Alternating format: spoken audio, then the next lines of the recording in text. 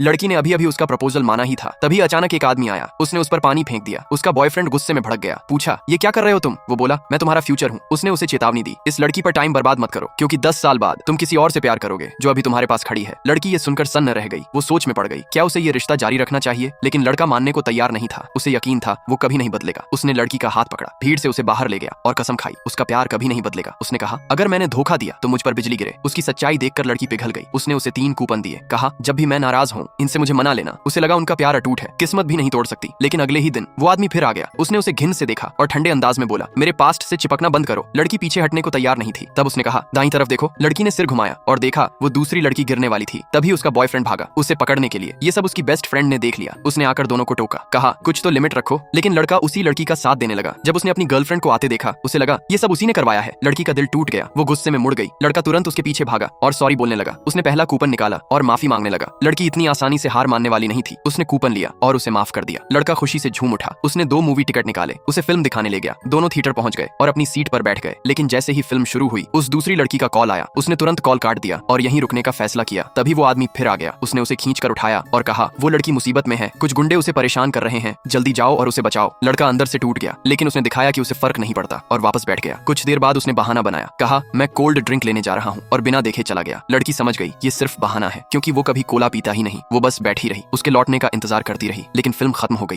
और वो वापस नहीं आया। तभी उस आदमी ने उसे एक वीडियो भेजा जिसमें लड़का उस लड़की को बचा रहा था। उसे देखकर उसका दिल टूट गया। तभी अचानक थिएटर की छत गिर गई। जब उसे होश आया वो अस्पताल के बेड पर थी। डॉक्टर ने कहा उसका बायां हाथ टूट चुका है, अब वो कभी पियानो नहीं बजा पाएगी। तभी लड़का भागता हुआ आया। उसे अफसोस हो रहा था कि वो उसके साथ नहीं था।